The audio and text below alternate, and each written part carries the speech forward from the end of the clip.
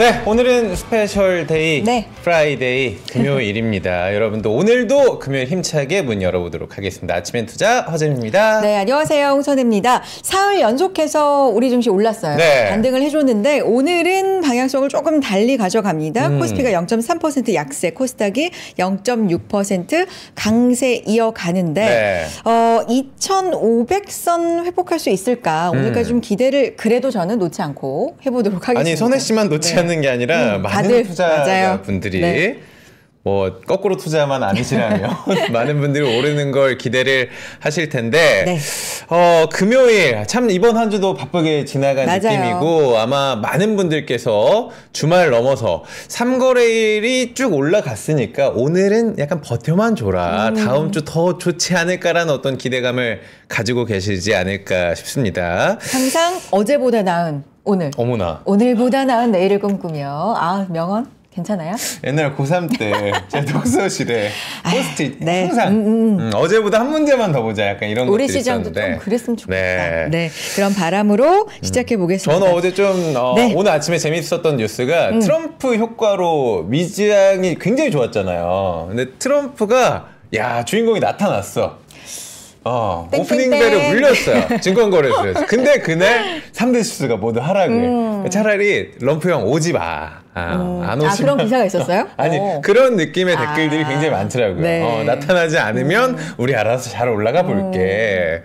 그래도 뭐 어쨌든 나 돌아왔어. 귀환을 알리면서 미증시 미국으로 이제 다 모든 자산이 온다. 뭐 이런 네. 자신감 같은 경우는 정말 대단하구나 뭐 이런 생각도 들긴 했어요. 그렇습니다. 네. 오늘 시장 지금 코스피 코스닥 약간 방향성 달리하고 있지만 네. 계속해서 저희와 이야기를 나눠보시죠. 오늘은 네. 스페셜 데이 아니겠습니까? 누구 모셔요? 오늘은 스페셜 데이 어떤 이야기를 할까? 저도 굉장히 궁금했는데 네. 신년이 되면 늘 계획을 우린 많이 합니다. 계획형 인간. 맞아요. 다이어트 계획, 금연 계획, 어떤 계획이 있어요? J예요?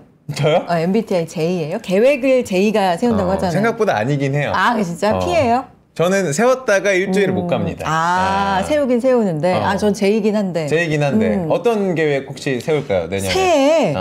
근데 저는 다음 그 일주일 계획을 세우지 1년 계획을 세우지 않아. 멀리는 안 약간 보는구나. 그러네. 약간 가까이. 생각해보니까 그러네. 당장의 내일이 지금 급한 그러니까. 우리이기 때문에. 맞아요. 네. 내년 계획, 자녀 계획만큼이나 중요한 계획이 있죠. 자산 계획. 그럼요. 어떻게 해야 될지. 오늘은 여러분의 내년 자산 계획 힌트를 좀 드리는 시간 갖도록 하겠습니다. 우리 N2의 자산관리 컨설팅부 장재웅 차장님 모셔보도록 하겠습니다. 반갑습니다. 안녕하세요. 반갑습니다. 차장님께서 약간 이제 첫 출연이시라 긴장을 하신 것 같아요. 저희가 보시는 분들은 만담하나 뭐 이러실 수 있는데 오늘 약간 그렇게 긴장 푸는 의미로 시작해봐서 괜찮으세요? 어떻게 차장님 텐션 이 정도 괜찮아요? 네, 매우 좋습니다. 아니 어떤 느낌이냐면 너도 올려달라 이런 느낌입니다. 차장님도 살짝 올려주시고 인사 좀 부탁드릴게요. 인사 한번 제대로 부탁드리겠습니다. 안녕하십니까. NH투자증권 리테일 어드바이저리 본부 자산관리 컨설팅부의 장재웅 차장입니다. 네, 반갑습니다. 오늘 처음 또 나와주셨는데 일단은 오늘 어떤 이야기를 저희가 할지 자산관리, 배분 이런 얘기 해주신다고 해가지고 맞습니까? 네, 맞습니다. 네. 저희가 보통 자산관리 관련된 자료들을 이제 배포하거든요. 그래서 저희가 일반적으로 자산관리 생각하면 이제 주식만 많이 생각하실 수 있는데 채권, 대체투자, 그리고 환율까지도 저희가 보고 있기 때문에 자산시장의 전반적인 내용에 대해서 저희가 파악하고 있고 거기에서 이 시점에 아니면 향후에 어떤 게 제일 괜찮은 배분일까 이런 것들을 좀 고민을 많이 하고 있습니다. 그래서 차장님 들어오기 전에는 얌전하게 계셔가지고 말씀 굉장히 긴장하신다고 했는데 어떤 것들이 내년에 좋을지 좋습니다. 저희는 그러게요. 자, 시작해 보겠습니다. 일단 핵심적인 이야기 듣기 전에 리뷰부터 간단히 좀 해볼까 좋습니다. 하는데 11월 이제 12월이 한창 진행되고 있으니까 11월 한 달간을 좀 되짚어 볼까요? 자산군별 수익률은 어땠습니까, 차장님? 네, 저희 11월부터 12월 중순까지 이제 자산군별 수익률을 보게 되면요. 주식이 괜찮았고 채권도 괜찮았고 대체 투자는 별로 좋지는 않았습니다. 혹시 저희가 지금 자료를 함께 보면서 이야기 나눠도 될까요? 자료를 보시면 좀 더 좋으실 것 같습니다. 자료를 올려주시면 함께 지금 글로벌 자산군별로 수익률을 함께 이야기를 해보도록 하겠습니다. 네, 주식이 좀 괜찮았는데요. 그렇다고 모든 주식이 좋았던 건 아니고요. 미국이 특별하게 매우 좋았고요. 채권 같은 경우는 전반적으로 좀 이제 보합세에서 강보합세 정도 보였고요. 대체 투자는 농산물 빼놓고는 농산물, 리츠 빼놓고는 좀 안 좋았던 모습입니다. 저희가 지금 윈도우가 다 보이는 느낌보다는 어떻게 보면 저 화면을 네네네. 전체 보기로 F5를 눌러주세요. 네네. 네, 됐습니다. 보기 편하네요. 네. 계속 말씀해 주세요. 네, 미국이 그래서, 좋았다. 예, 미국이 왜 좋았냐 네. 하면 결국은 대선에서 트럼프 후보가 대통령에 당선이 되었고요. 그리고 또 상하원 상하원이 공화당이 다 이제 수입하는 결과가 그렇죠. 나오다 보니까 이번에 되게 강력한 정책이겠다 이런 이제 좀 기대감이 반영된 것 같습니다. 그리고 특히 이 정책들을 보게 되면요, 과거에는 미국과 우방국이 좋았던 정책인데요. 이번에 트럼프 정책은 미국만 좀 많이 좋은 정책입니다. 예를 들면 관세 부과도 있을 수 있고요. 그리고 이제 또 규제 완화, 감세 이런 정책이 되다 보니까 시장에서는 원래는 주식 시장이 다 좋아져야 될 수 있지만 이번은 트럼프 2.0 시대라는 걸 예상해서 그런지 미국만 좀 좋았던 시장인 것 같습니다. 네. 미국이 좋았다, 미국만 좋았다, 네. 미국 예외주의. 근데 그건 내년 전망에서도 좀 많이 나온 얘기 같아요. 그러니까요. 네, 맞습니다. 네. 저희도 이제 올해 수익률뿐만 아니라요. 네. 내년도 보게 되면 어떤 주식 시장이 좀 좋을까 생각해 보면요. 미국이 그래도 밸류에이션 부담은 있지만 제일 괜찮을 것 같고요. 그 다음 국가들을 보게 되면 좀 통화 정책이나 특히 재정 정책의 여력이 있어서 뭔가 시장을 부양할 수 있는, 아니면 이제 좀 미국으로부터 이제 관세 이런 것들이 나왔을 때 그 부정적인 영향들을 상쇄할 수 있는 국가들이 그나마 괜찮을 거라 보고 있거든요. 근데 그런 것들을 다 감안해도 관세로 인해서 미국 시장이 부정적인 영향이 있지만 감세, 규제 하나, 그리고 최근에는 AI까지도 그렇죠. 더 얘기하고 가상화폐 이런 부분들에 대해서 트럼프 정부하에서는 이게 더 기술 격차를 여타 국가가 더 확대하는 구간이기 때문에 모멘텀상으로, 경제 모멘텀상으로, 그리고 향후의 실적 전망으로 봤을 때도 미국이 그래도 저희는 좀 괜찮지 않을까 보고 있습니다. 어제 네. 우리가 AI한테 물어본 거랑 거의 비슷하게 AI한테 물어봐도 미국이 제일 우리나라는 또 맨 뒤쪽에 있었어. 어제도. 선생님, 조 장표에서 네. 경기 소비재 통신 서비스에도 빨간 박스 이렇게 그려져 있잖아요. 네, 그 부분은 특징이 뭐예요? 네, 맞습니다. 요번에 좀 좋았던 섹터들을 보니까요. 경기 소비재, 통신 서비스 좋았고요. 필수 소비재, 정보 기술도 나쁘지 않았습니다. 네. 그러면 경기 소비재가 왜 좋았냐? 모두 알고 있다시피 테슬라가 아주 하드캐리했습니다. 들어가 있구나. 그래서 테슬라는 이제는 거의 미국 주식을 하시는 분들이라면 거의 필수적으로 가져가야 될 종목으로 보고 있고요. 네. 그리고 이제 통신 서비스도 커뮤니케이션 기존 통신사들도 좋았지만 이제 빅테크 중에 일부 커뮤니케이션의 섹터에 포함된 종목들도 괜찮았습니다. 네. 금융도 좋았죠. 금융은 이제 트럼프 2.0 관련돼서 또 수혜가 되기 때문에 이런 게 좋았고, 반면에 안 좋았던 섹터를 보게 되면요. 소재, 헬스케어, 유틸리티 이런 쪽입니다.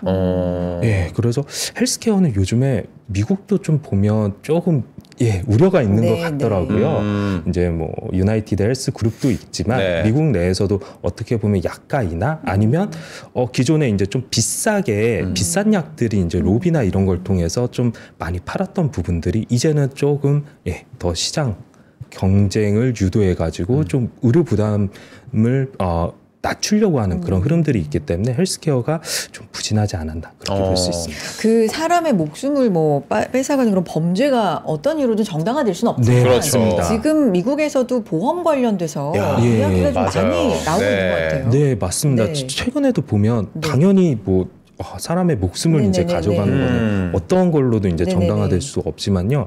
미국 내에서도 여론은 조금 다른 것 같긴 합니다. 그래요? 이거를 보험 청구나 이런 것들을 기존에 잘 안 해주었다라는 이제 인식주가 이것들이 확산이 되면서 이제는 보험사들 좀 신청하게 되면 좀 잘해야 되지 않나 그런 걸 이제 법제적으로나 아니면 기업들이 자발적으로 좀 개편해야 되지 않나 그런 얘기들이 나오고 있어서 최근에도 보시게 되면 다우존스 지수의 유나이티드 헬스그룹이 워낙 이제 좀 높은 비중이 있다 보니까요. 좀 S&P 500이나 아니면 이제 나스닥이랑은 조금 다른 모습을 보이고 있습니다. 네. 보험. 우리나라 그래도 보험 이 수가 이런 것들이 빨리빨리 해줘요. 실손이나 이런 것들 갔다 오면 우리나라는 요즘 어플로도 이렇게 보낼 수가 있는데 참 미국 저도 보면서 깜짝 놀랐거든요. 네. 그러니까요. 자, 계속해서 이야기를 나눠보도록 하겠습니다. 12월 이야기를 해보겠습니다. 선혜 씨, 네. 무서운 거 하나 말씀드릴까요? 뭐요? 올해가 오늘 며칠이지? 2주 정도 남았습니다. 진짜 13일이니까. 예. 그렇죠. 2주 조금 더 남았어요. 너무 빠르다. 곧 있으면 한 살 더 먹는다는 거. 앞서서. 네.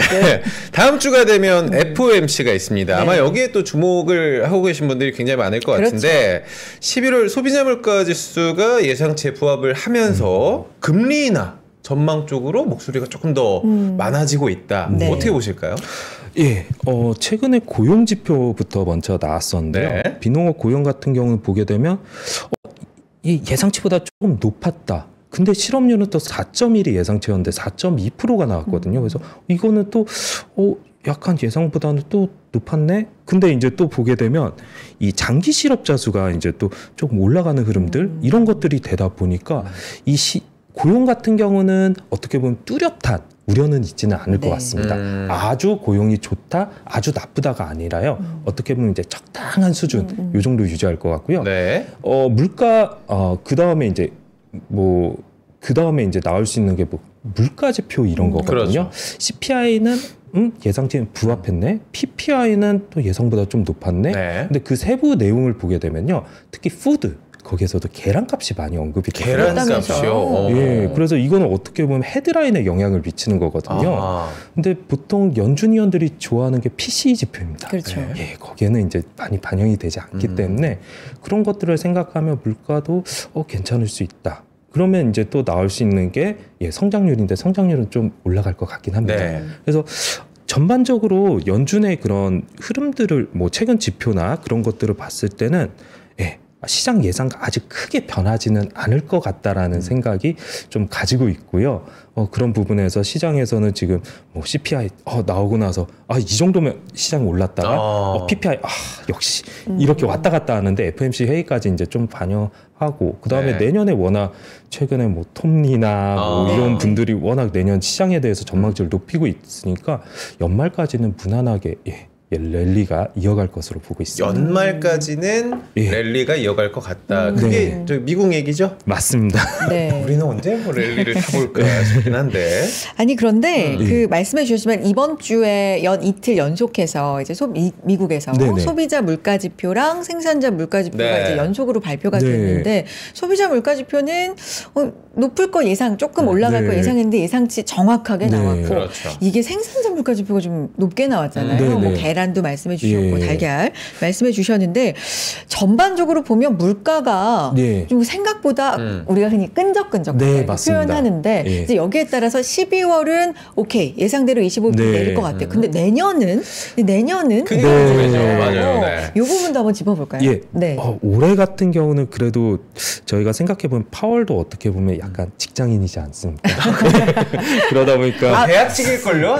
계약직입니다. 친근감이 확 생기는 그러다 보니까 그리고 예전에 이제 상사분이 다시 돌아오지 않았습니까? 워낙 잘 알기 때문에 요번에 말씀하셨던 것처럼 12월 FOMC에서는 특별한 변화는 없을 것 같습니다. 근데 말씀하셨던 것처럼 내년 이제 어떻게 보면 시장에서 이제 3월이나 한 6월 정도에서 두 차례 금리 인하를 전망하고 있는데 FOMC 회의가 진행되면 진행될수록 물가에 대한 부분은 저희가 좀 잘 확인해야 될 것 같습니다.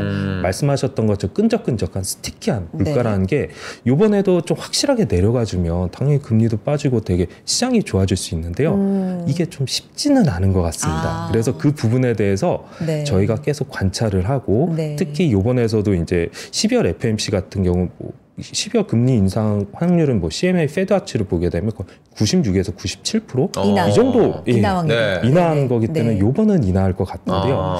그 이후 그리고 페드와치는 내년 2번인데요. 실제로 점도표상에서 이 정도 나올지 아니면 이것보다 적게 나올지 좀 확인해야 되고요. 성장률은 대부분 올라갈 것 같고 고용은 보통 정도라고 하면 물가에 대해서는 좀 저희가 관심을 가져야 될 것 같습니다. 그러면 10년물도 좀 체크를 해봐야 될 것 같습니다. 10년물이 좀 높은 수준에서 계속 유지가 되고 있는데 이게 더 올라갈 거다 이런 얘기도 있고요. 지금 미국은 4.3 맞아요. 정도 수준이고 한국은 어떤지도 궁금하고 비교 좀 해볼까요? 예, 네. 4.3이었고요. 이게 한때는 거의 4.12 정도까지 갔다가 최근에 좀 빠르게 올라온 것 네. 같습니다. 이게 저희가 보기에도요. 네. 물가가 그런 부분 성장률을 감안하면요. 네. 4.1 4.0 밑으로 갑자기 내려갈 가능성은 좀 적어 보이고요. 10년물이요.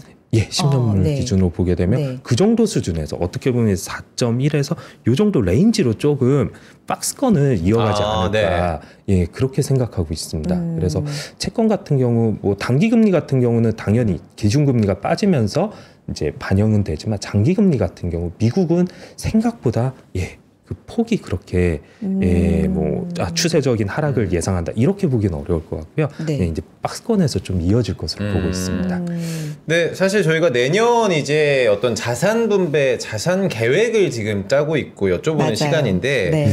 투자자들에게 가장 중요한 거 저는 이걸 저를 비춰봤을 때도 지금의 심리거든요. 네. 근데 지금 우리 시장을 봤을 때 너무 좀 어수선하고 예. 뭔가 혼란스러운 상황이어서 이 채권 시장도 이렇게 불확실성이 장기적으로 이어질 수 있을까, 영향을 받을까라는 걱정이 좀 있거든요. 네, 저희가 보통 이제 한국 10년물 금리를 볼 때요, 되게 중요한 게 결국은 뭐 이제 한미 금리 차도 중요하고요, 잠재 성장률도 중요하고요, 뭐 이제 그 외적인 요소, 기타 요소들도 이제 많이 반영되는데 한국 10년물 금리가 거의 한때는 2.7% 아래로 빠졌었습니다. 2.6 정도 수준까지 이제 레벨까지 내려갔었는데요.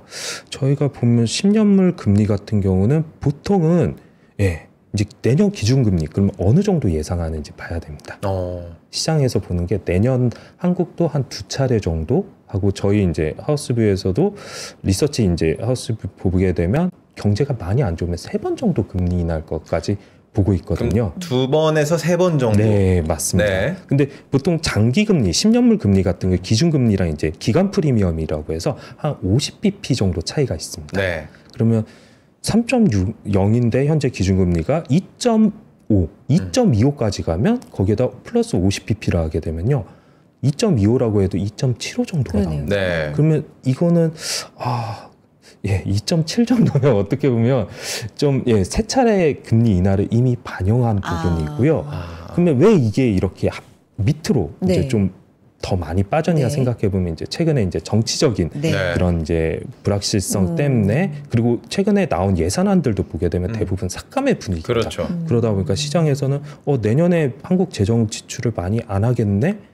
그러다 보니까 그럼 완화 정책을 좀 더 할 수도 있겠다. 그런 부분들이 좀 더 반영되면서 아니면 경기에 대한 좀 더 큰 우려를 반영하면서 빠졌는데 저희가 기본적으로 뭐 한국 경제가 좀 둔화되는 국면이지만 큰 어려움이 아니라고 가정한다면 2.7 정도는 조금 이미 많이 내년 3차례 금리 인하까지 반영한 게 아닌가 그렇게 보고 그럼 있습니다. 저 하나만 더 차장님. 네네. 국장에서도 사실 외국인 굉장히 많이 빠져나가고 있는 상황이고 외국인만 가는 게 아니라 내 친구도 빠져나가요. 개미들도 막 투자자들. 야 빨리 나와 너 지금 뭐 무슨 순이야 뭐 하는 거 탈출이 막. 근데 실제 미국 채권으로 자금 이동을 하는 개인들도 많다고 들었거든요. 네네. 제가 보니까 국내 투자자 미국 채권 투자 금액이 사상 최대를 찍었다. 네. 이거 어느 정도인 거예요? 저도 규모는 정확하게 파악하지는 않고 있지만요. 저희도 이제 계속 보게 되면 미국 채권 쪽으로 자금이 많이 유입되는 걸 확인하고 있습니다. 그래서 한국 같은 경우 이제 채권을 할 때 대부분 두 가지거든요. 가지고 만기까지 가져가느냐, 아니면 금리가 빨리 빠졌을 때 트레이딩 하느냐의 차원인데요. 금리가 그리고 환율이 미국채가 좀 더 만기 보유하기에는 매력적인 상황이기 때문에 그런 쪽에 니즈가 있으신 분은 당연히 한국 금리보다는 미국 단기채가 훨씬 더 높기 때문에 환율적인 부분까지도 이익을 얻을 수 있게 때문에 가는 건 맞는데요. 이제 뭐 장기채에 대한 트레이딩을 하실 때는 또 미국 장기채가 잠재 성장률이나 이런 걸 감안했을 때 그렇게 많이 빠지기는 또 어렵지 않을까. 그런 거 감안하면 트레이딩 차원에서 접근하기는 조금 그 부분은 좀 덜 매력이 있을 것 같습니다. 네, 알겠습니다. 대체 투자 상황도 짚어보고 싶은데 비트코인. 뭐 10만 달러를 사실 근데 찍고 나서 네. 뭐 등락이 좀 있어요. 네. 그렇긴 하지만 와 10만 달러를 찍었다는 것도 네. 정말 대단한 거죠. 아니 아까 저희 첫 번째 장표였죠. 이렇게 네, 그래프 맞아요. 보니까 자산군별 올라간 거 보니까 야 금이 엄청 금도 그렇고 맞아요. 네. 리츠도 그렇고 금도 또 연계되는 흐름이고 대체 자산 이쪽 흐름도 짚어주실까요? 예, 보통 대체 자산에서 기존에 이제 인플레이션 해지 차원에서 이제 많이 접근했던 게 금입니다. 근데 이제는 가상화폐에서 특히 비트코인이 이 트럼프 당선이 이제 확정이 되면서 그리고 최근에 보게 되면 이제 뭐 대부분의 주요 내각에 이제 코인파라고 하죠. 코인파. 코인파라고 할 수 있는 그런 인물들이 이제 내각에 이제 임명이 되면서 이제는 어떻게 보면 금이 다 가져갔던 부분에서 비트코인이나 이런 쪽으로 좀 수급이 인플레이션 해지 차원에서도 그게 좀 나뉘는 것 같습니다. 그래서 이 부분이 있고요. 결국은 금리가 막 예전처럼 많이 올라가지만 않는다면 당연히 안전자산 안전자산에서도 뭐 인플레이션 해지 차원에서도 코인에 대한 이제 관심은 좀 늘어날 거라 보고 있고요. 그다음에 포지션이 원래는 이제 비트코인, 뭐 가상화폐 그러면 굉장히 위험 자산 중에서도 위험 자산이었잖아요. 야, 그거 도박이야 했던 사람도 엄청 많아요. 이게 바뀐 거죠? 그 역할적인 부분에서도 이게 어떻게 보면 이거를 자산으로 인정하느냐 아니냐의 차원에서는 이제 말씀하셨던 것처럼 이거는 자산이 아닐 수 있어. 이건 위험한 거야. 이거는 이제 개념은 있지만 이걸 어떻게 인정할 수 있겠어라고 보게 되면 위험할 수 있는 건데요. 이 비트코인이라는 특징 자체가 이제 발행량이 한정이 돼 있습니다. 그러다 보니까 실제로 저희가 봐왔던 게 시장의 유동성이 너무 많거든요. 그리고 정부의 재정 지출이나 아니면 금리 인하되면서 또 유동성이 풀리게 될 경우 보통 화폐 가치가 떨어지기 때문에 실물 자산을 이제 파킹하고자 하는 니즈가 있거든요. 그 부분에서 뭐 괜찮은 이제 자산들, 실물 자산에 그러면서도 이제 희석되지 않을 수 있는 자산에 대한 니즈가 있다 보니까 코인이 좋아진 거 맞고요. 그러면 이게 어디까지 갈 거에 대해서 솔직히 다 갑론을박입니다. 화성 가자. 그러신 분들도 있고, 이제는 많이 온 게 아닌가 이렇게 이제 생각하신 분들도 있는데요. 여기에서 이제 생각한 게 인플레이션 해지 차원으로서 이제 인정은 받아가는 게 있는데, 이 공약이나 이제 트럼프 당선인의 이제 발언을 보게 되면 이게 국가 차원 아니면 주정부에서 전략적으로 비축할 수 있다는 얘기를 했더라고요. 전략자산 비축 그리고 각 나라별로 비트코인 비축에 대한 법안이 계속 시행이 되고 있다. 그리고 준비가 되고 있다. 이건 인정하는 거 아닌가? 그렇게 되면 이게 제일 중요한 거는 어차피 이 금융시장이나 이런 데서 미국이 가장 빨리 하고 있고요. 미국이 이거를 하는데 여타 국가가 어떻게 대응할지 나도 하겠다 하면 전략적 자산, 국가의 전략적 자산 비축의 수요가 늘어난다면 발행량은 제한돼 있고 그러면 수요에서 또 다른 수요가 기업이나 아니면 이제 개인의 수요 외에도 다른 쪽의 수요가 늘어난다면 그냥 단순하게 수급 논리로 봤을 때는 수요가 좀 더 강한 수요가 추가될 수 있지 않을까. 근데 가격은 솔직히 저도 잘 모르겠습니다. 그렇죠. 가격 아는 사람이 누가 있겠어요. 아니 저는 되게 의미가 있고 조금 놀랐던 게 파월도 이 비트코인을 금에 비유했던 뭐 약간 이런 게 좀 상징적이다 이런 생각을 사실은 하기도 했는데 그렇죠. 파월도 어떻게 보면 직장인이다 보니까 계속 직장인 매력이 있으세요. 그러니까 그럼 금은 어때요? 실제 금? 금도 괜찮을 거라고 보고 있습니다. 저희가 금이 지금 제가 오늘 보고 들어왔는데 살 때 50만 원 넘더라고요. 3.75g이. 야, 그러면은 이게 근데 월가에서도 내년까지도 금값 랠리 지속될 것이다라고 전망을 하고 있거든요. 그래서 당연히 인플레이션 해지라는 부분들에 대해서는 대부분 이제 각국도 최근에 보게 되면 캐나다도 50bp 내렸죠, 스위스도 50bp 내렸죠. 그래서 미국의 이런 대응에 따라서 각국에서 할 수 있는 게 이제 통화 정책을 좀 더 푸는 것 같더라고요. 완화적인 통화 정책이라고 하면 통화량이 많이 발생하게 되겠죠.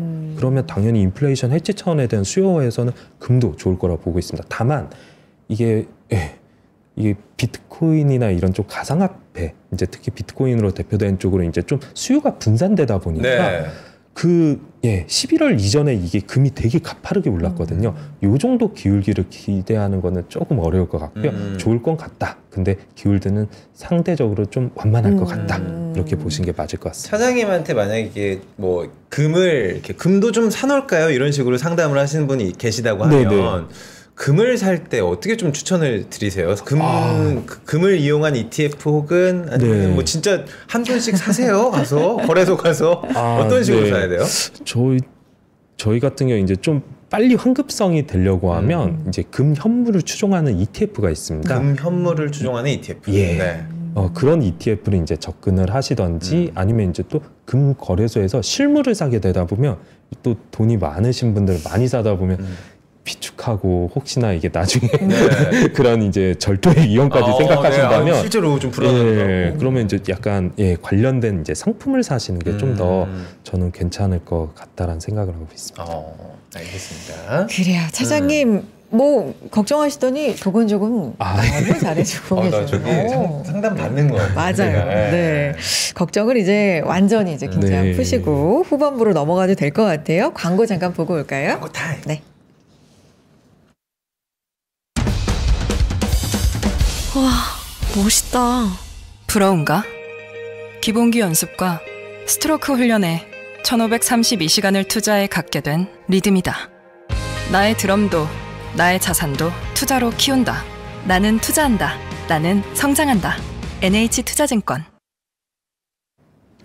네, 아침엔 투자 함께하고 계시고요. 네. 오늘도 많은 분들 함께해 주십니다. 뭐 이제는 가족 같은 그 네임들이 많이 보여요. 어제 사실 저희가 하기 전에 네. 그 어떤 그 대통령의 어떤 담화가 좀 있으셔가지고 저희 채팅창도 많이 흔들렸거든요.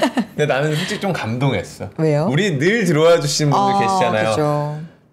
욕할 거면 나가서 해라. 우리는 아유. 또 우리 홍앵커 지켜야 된다. 나 지킨다는 사람 또 없네. 형 누나들 있으셨을걸요? 또. 있었어요? 홍앵커만 지킨다고. 아니요. 네. 엔젤님, 뭐 닥터케이님, 초코크로아상님 감사드립니다. 네. 뭐 저희한테 차장님한테죠. 네, 질문을 주셔도 좋고 아니면 지금 상황에 대해서 여러 가지 대화들 시장 상황에 대해서 얘기 나눠주시고요. 핫바지님, 네. 제가 이제 핫바지님이라고 불러드리잖아요. 네, 그죠? 추른양님 반갑습니다. 네. 네, 저희 계속해서 얘기 나눠보도록 하죠. 네. 배분이잖아요. 배분. 맞아요. 오늘 그래서 이제 배분이다 보니까 여러 얘기를 동시에 할 수 있어서 좋은 것 같아요.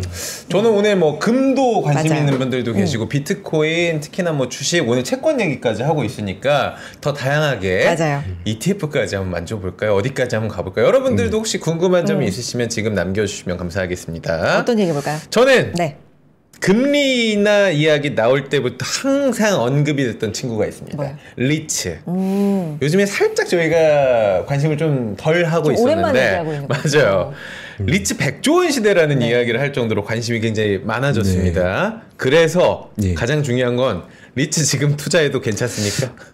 예, 리츠 괜찮게 보고 있습니다. 네. 근데 앞서 말씀드렸던 것처럼요, 미국 금리가 이제 추세적으로 하락하지는 않기 때문에 리츠가 예전만큼 금리 인하식에 되게 좋은 상황, 그런 상황까지는 아닐 것 같고요. 그래도 투자할 가치는 있다고 보고 있습니다. 그래도 투자할 가치가 예. 있다.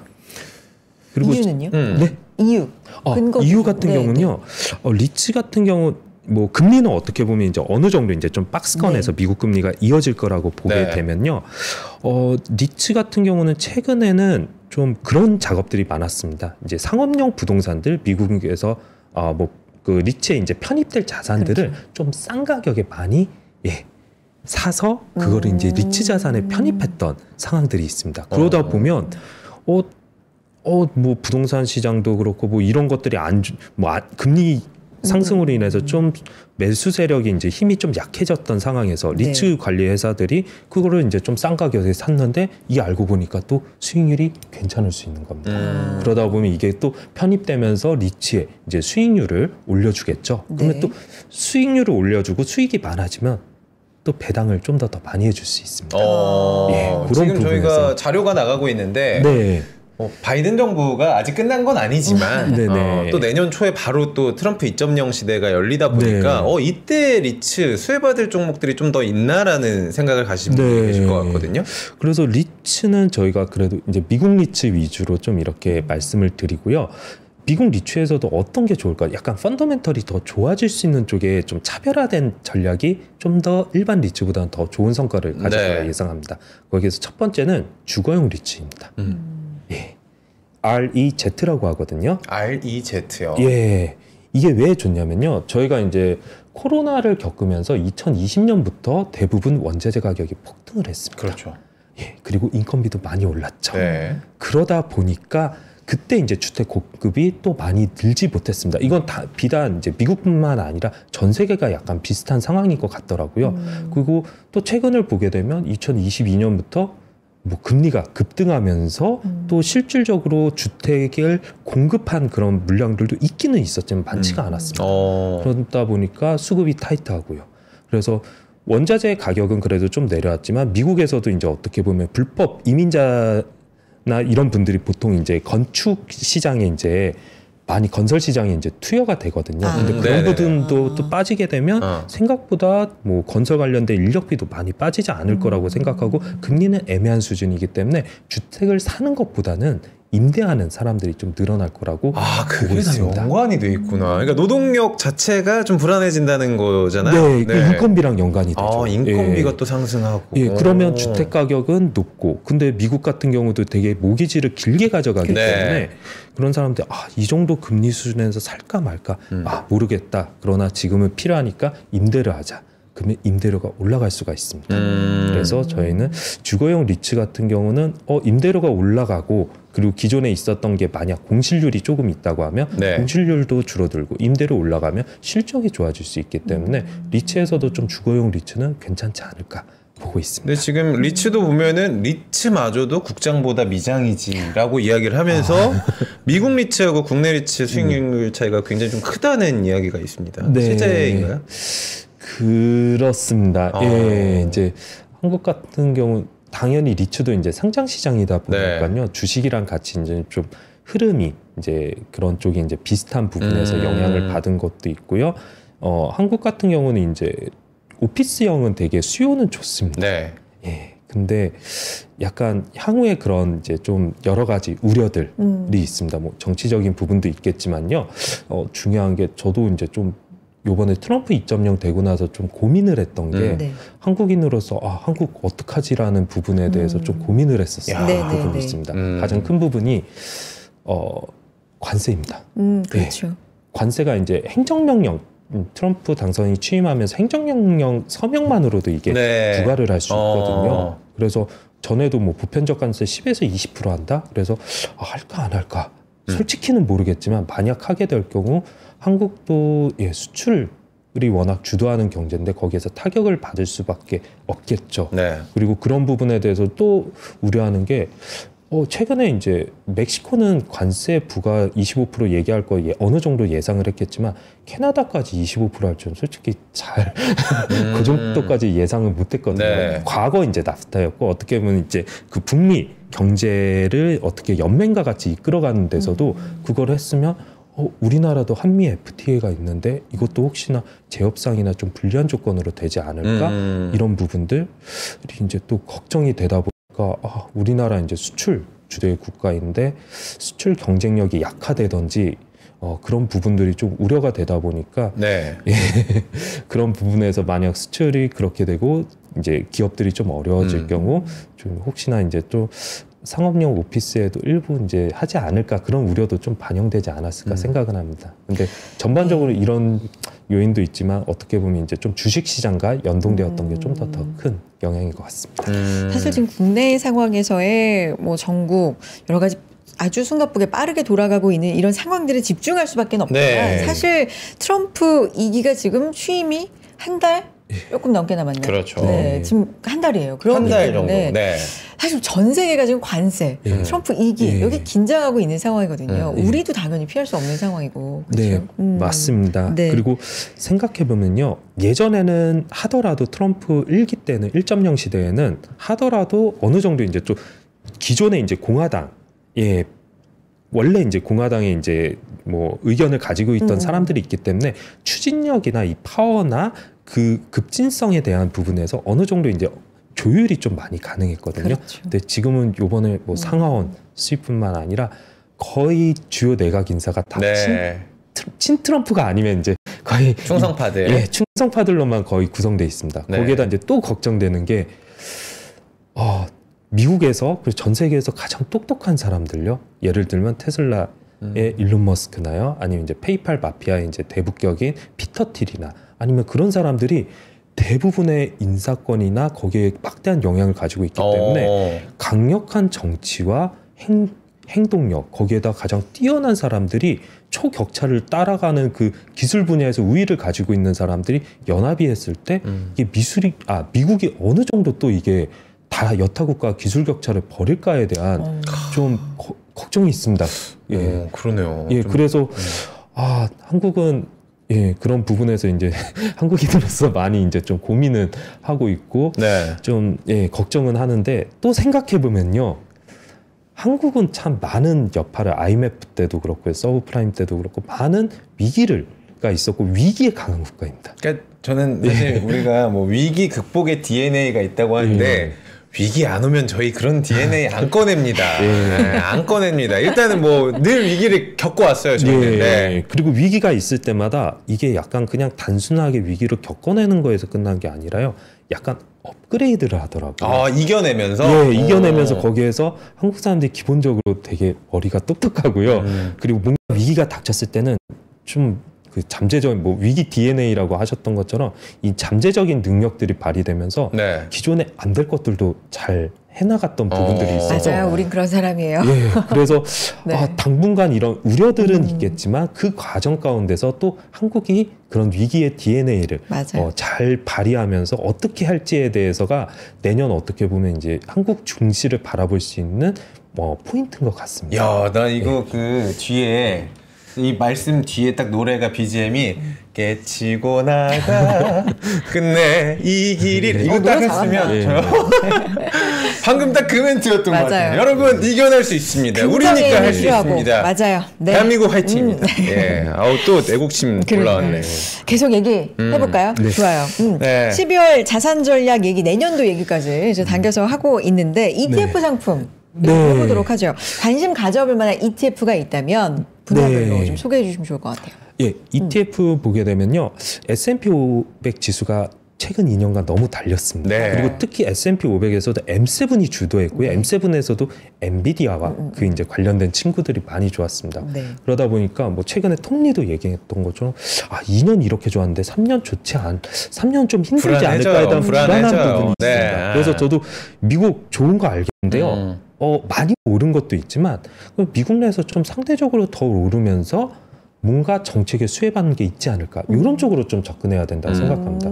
그래서 보니까 중소형주가 미국의 중소형주가 많이 올랐다고는 하지만 상대적으로 덜 올랐습니다. 그리고 내년에 이익 증가율을 보게 되면요. EPS 증가율을 보면 S&P 500이 한 13에서 14% 정도 되고요. M7이 10% 후반대 정도 됩니다. 근데 러셀 2000 같은 경우가 한 40% 넘더라고요. 그러면 덜 올랐고 규제하나 감세 효과는 있는데 이익 증가율도 좋네. 그러면 과거에 되게 되게 소수의 종목에 집중되었던 장세에서 조금 확산되는 흐름들이 이미 나타나는데요. 내년에도 좀 이어질 수 있을 것으로 보고 있습니다. 이거 되게 중요한 표일 것 같아요. 맞습니다. 지금 보고 계신 분들이 12월 관심 ETF 리스트를 또 정리를 해주셨는데 주식만 있는 게 아니라 지금 채권하고 대체 투자까지 있는 거죠? 네, 맞습니다. 네. 그래서 주식 쪽에서는 VBK나요? 이 VBK가 소형 성장주입니다. 그래서 이 VBK 아니면 이제 한국 쪽에서 이제 뭐 저희가 연금이나 일반인 이제 계좌에 들 수 있는 러셀 2000을 추종하는 상품은 코덱스 미국 러셀 2000H가 있습니다. 그래서 이런 상품들 이제 보시면 좀 좋을 것 같고요. 그 다음에 봐야 될 게 테마는 크게 두 가지입니다. 트럼프 2.0과 AI 산업 확장입니다.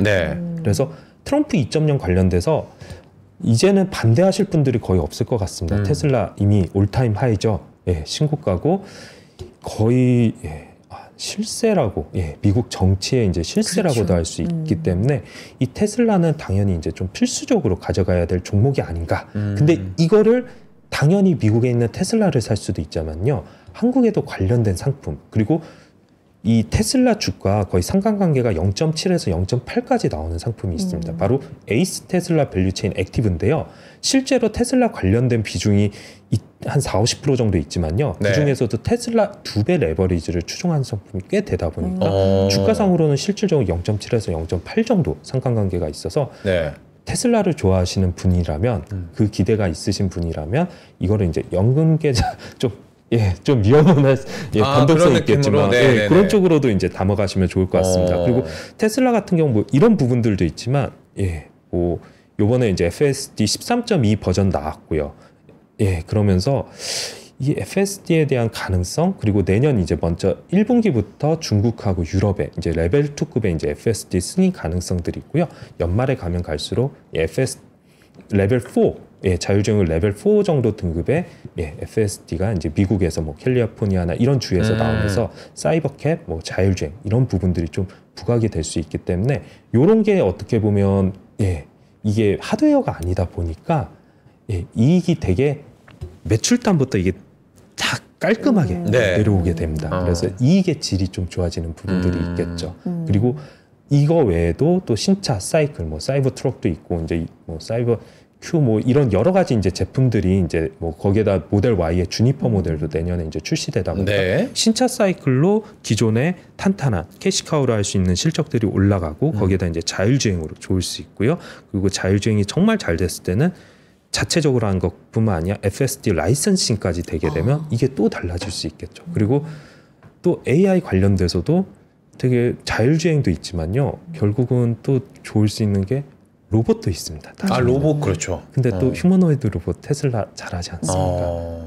그래서 그런 부분까지 하게 되면 테슬라 주가는 이렇게 말하면 좀 위험할 수 있지만 저는 개인적으로 봤을 때 2026년 11월까지는 괜찮을 것 같습니다. 2026년 11월 굉장히 콕 집어서 구체적으로 말씀해 주시는 무슨 일이 있는 거예요 이때? 왜 구체적으로 이때까지? 4년이라는 어떻게 보면 이제 트럼프 2.0 시대 4년이라는 임기가 있습니다. 그리고 그 안에서도 앞에 2년이 정책이 되게 강할 것 같아요. 전반기를 봤을 때. 그리고 하원 다음에 투표가 2026년 11월입니다. 그러니까 이게 레드 수입이 지금 돼 있는데 최소한 그때까지는 효과가 나타나고요. 레드 수입이 더 될지는 모르겠지만 그 내에 되게 강력한 정책들, 규제 완화나 이런 게 많이 나오기 때문에 기대감이 있고요. 당연히 그 이후에도 레드 수입이 되고 트럼프와 머스크의 관계가 좋다면 당연히 그 많은 규제 완화나 이런 부분에서 원래 기술력으로 뛰어난 거는 전 세계 누구나 알고 있는 기업인데 그런 부분에서 더 이어질 수 있는데 그냥 안전하게만 봐도 2026년 11월 정도, 10월 그 정도까지는 괜찮지 않을까. 차장님 우리 약속한 거랑 다르게 계속 저희가 물어보니까 계속 실토를 해주시네요. 긁으니까 나오네. 들어갈 때는 이거 안 돼요.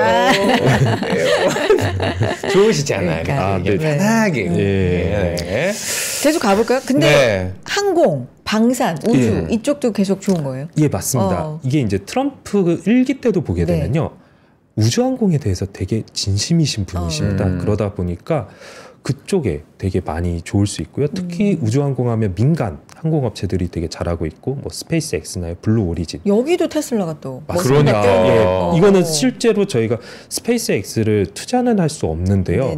관련된 ETF도 있기는 한데 이건 솔직히 조금 너무 위험해서 제가 그거는 저도 되게 관심은 DXYZ라고 해가지고요. 이게 스페이스X를 비롯한 비상장 기업들이 많이 포함되어 있거든요. 근데 이게 스페이스X에 대한 지분을 처음에는 가졌을 텐데 주가가 오르면 보통 ETF는 추가로 상장된 거는 사야 되는데 이거를 다 살 수 있었을까에 대해서 솔직히 저도 확인이 안 돼서 이게 그렇게 되면 처음에 산 거는 그대로인데 주가가 올라가면서 시총이 커지면서 희석이 될 수 있다라는 그래서 여기 안 넣으셨군요. 그렇습니다. 그래서 그거까지 저도 확실하게 파악이 되지 않다 보니까 그래서 미국 우주항공 방산 최근에 이제 뭐 F-35에 대해서 이제 좀 부정적으로 한 부분들이 있기 때문에 그 부분 때문에 조금 상승폭은 약해질 수는 있으나 우주항공에 관련돼서 기존의 방산 업체들이 많이 또 부품이나 관련 협력이 있기 때문에 괜찮을 거라 보고 있고요. 원자력, 금융 이쪽. 네, 금융은 이제 뭐 규제 완화되면서 결국은 레버리지를 뭐 금융사들이 좀 더 하면서 수익성이 좋아질 수 있다는 거 있고요. 원자력은 그렇습니다. AI 데이터 센터로 처음에 이제 컨스텔레이션이나 이런 기업도 뭐 SMR이나 이런 기업들의 주가가 좋았는데, 저 과거에 생각해 보니까요, 가상화폐가 좋을 때 책을 많이 하지 않았어요. 그렇죠.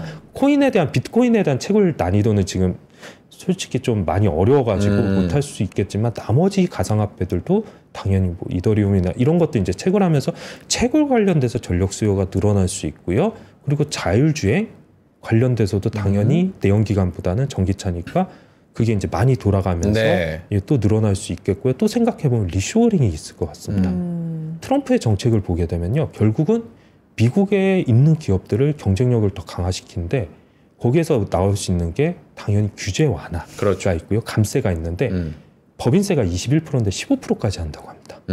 그러면 기업들의 입장에서 봤을 때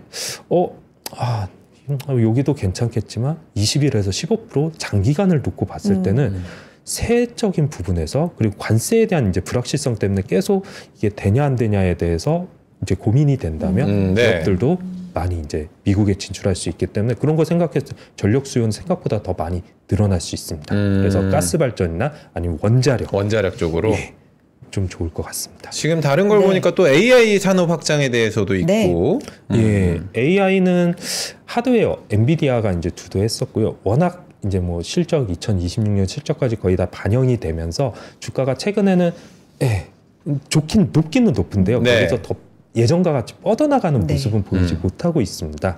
그래서 엔비디아가 여기에서 뭔가 더 보여주려면 기존에 알고 있었던, 저희가 생각했던 AI 데이터 센터, 뭐 블랙엘, 이거 외에도 추가적인 걸 발표해야 되는데요.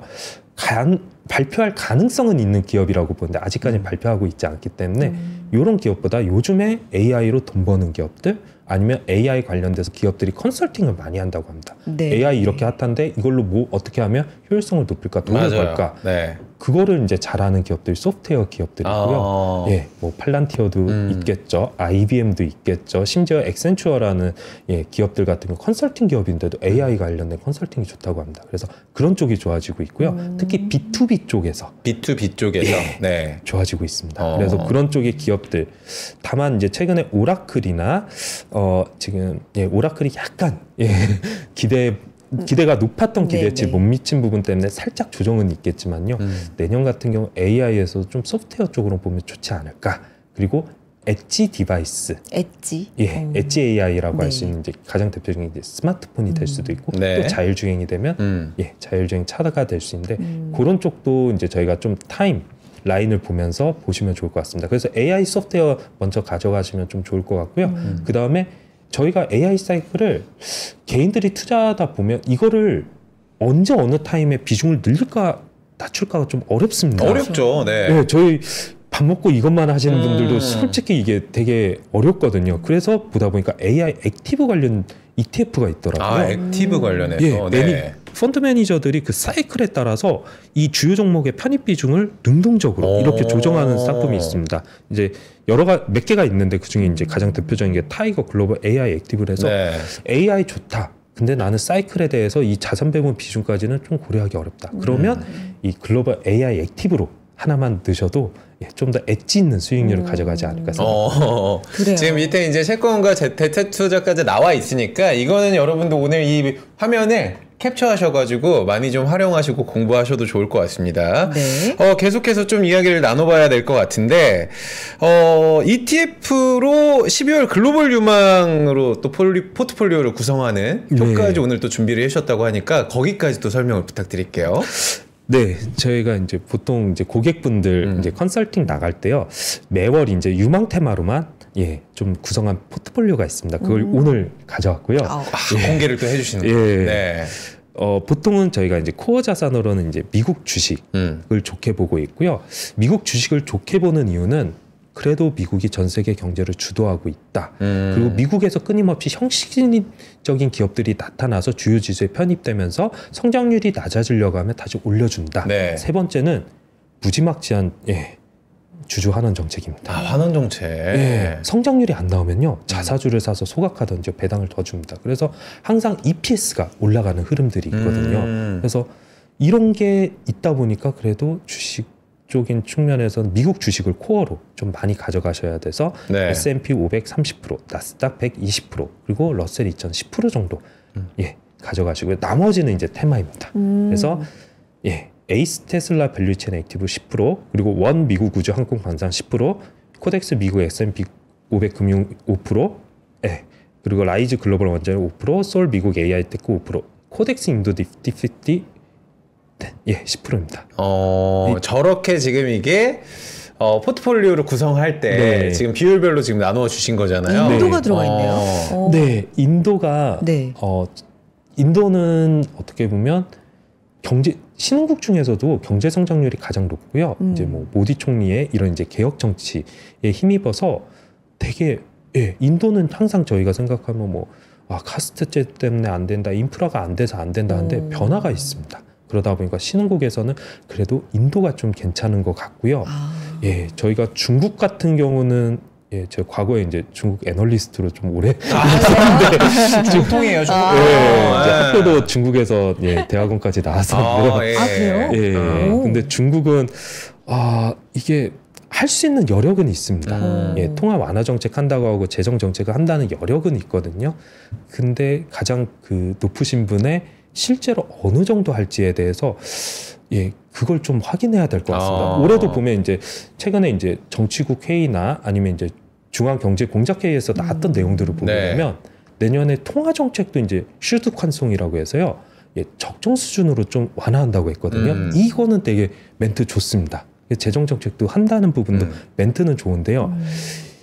이 멘트가 어느 정도 규모로 어느 정도 실질적인 실물 경기에 영향까지 되는지 좀 확인해야 될 것 같습니다. 예전에는 중국 하면 될 거라고 했는데 최근 몇 년간 기대했다가 실망했다. 그러니까 기대감만 주는 것 같아요. 네, 기대했다 실망했다 이거를 당연히 이제 한국에 있는 투자자분들이나 이제 외국인 투자자분들도 거의 다 느꼈던 부분이었기 때문에 예전에 이 정도만 나와도 이제 주수가 되게 좋은데요.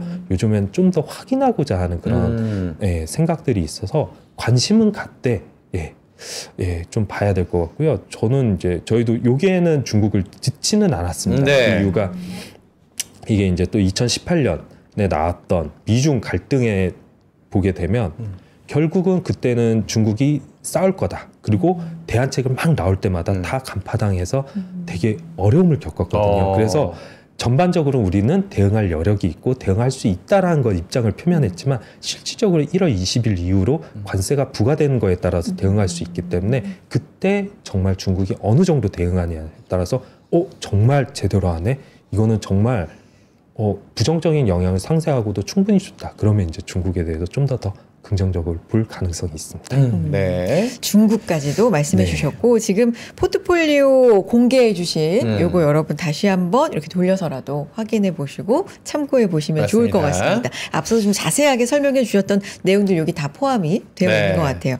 자, 2025년 자산시장 방향을 결정할 그러면 가장 너무 여러 가지 있지만 이 중에서 가장 중요한 요소가 있다면 뭐라고 생각하시는지로 마무리할까요? 정답 트럼프 아니에요? 정답 아니에요? 예, 되게 중요한 부분이고요. 이거는 이제 맞는데 아닌 것 같아요. 예, 이거 이제 긍정적인 부분에서 네. 예, 미국 시장에선 긍정적인 부분이고요. 여타 국가에서 조금 우려할 수 있는 부분인데 네. 또 되게 중요한 게 저는 물가라고 생각합니다. 물가요? 예, 예, 물가. 물가, 금리 이걸 생각하면 저희가 되게 아픈 기억이 있습니다. 2022년부터 시작했던 글로벌 자산 시장이 이제 급락을 경험했었잖아요. 네. 그래서 요번에 이제 그때 그런 걸 겪고 이제 파월 의장도 금리를 인하할 때 어떻게 보면 항상 중요하게 봤던 게 이 물가입니다. 이게 금리를 내렸는데 물가가 다시 튀지 않을까에 대한 우려가 있고요. 최근에 보게 되면 물가가 뭐 스티키라고 해서 끈적끈적한 것처럼 확 내려가면 정말 좋겠는데요. 네. 이게 내려가다가 되게 완만하게 내려가고 있습니다. 그 정말 연준이 원하는 그 목표치까지 가는 게 쉽지는 않은 것 같더라고요. 그래서 이게 되게 끈적끈적한 부분이 있고 그리고 미국이 워낙 경기가 좋고 소비도 많이 하게 될 경우 그리고 또 하나 걱정은 만약 관세가 부과돼서 중국이 정말 강력하게 소비를 할 경우 원자재 가격이 다시 한번 움직일 수 있거든요. 그러면 네. 이제 물가가 다시 올라가게 될 경우 그 상황에서 금리를 인하해야 될지 아마 트럼프 당선인은 인하라고 압박을 할 거고요. 근데 인하하고 나서 이게 혹시나 물가를 잡을 수 없어서 다시 공포에 있지 않을지 이런 부분들이 좀 걱정은 됩니다. 근데 걱정이 되고 대부분의 투자자들이 인식하는 문제는 또 반대로 보면 그렇죠. 그렇게 또 해결 방법이 없는 건 아니더라고요. 예를 들면 과거에 없었던 부서인 이제 도치, 정부 효율성, 네. 효율성 부분이 나타나면서 네. 미국의 이제 2024년 회계년도 이제 예산안이 6조 9천억 달러인데요, 2조 달러를 줄인다고 합니다. 재정 지출이 줄어들게 되겠죠. 그리고 사람도 자르게 되겠죠. 그러면 고용도 약간 흔들리면 고용이 살짝 흔들리면 금리는 또 내려갈 수 있고요. 그리고 소비가 생각보다 조금 더 강하지는 않을 수 있으면 또 물가는 내려올 수 있는 부분들이 있고 금리가 올라갈 때 대응할 수 있는 게 물가도 물가지만 이제 금리가 올라갈 때 대응할 수 있는 게 연준이 QT를 축소했는데 더 줄이겠다. 그리고 QT를 종료하겠다.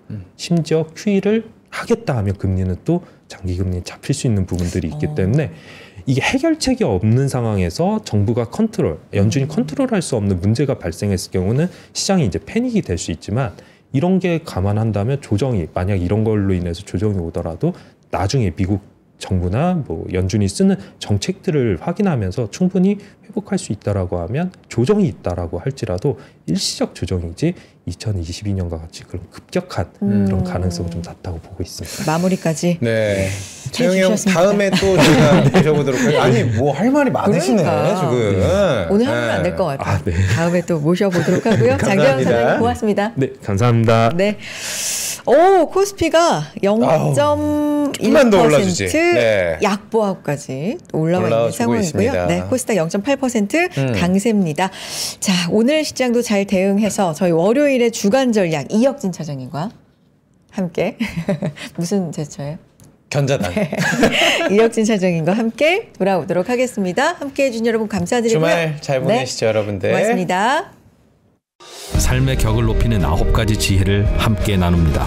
위즈덤 칼리지 시즌2 영상 아래 링크를 클릭하시면 자세한 내용을 확인하실 수 있습니다.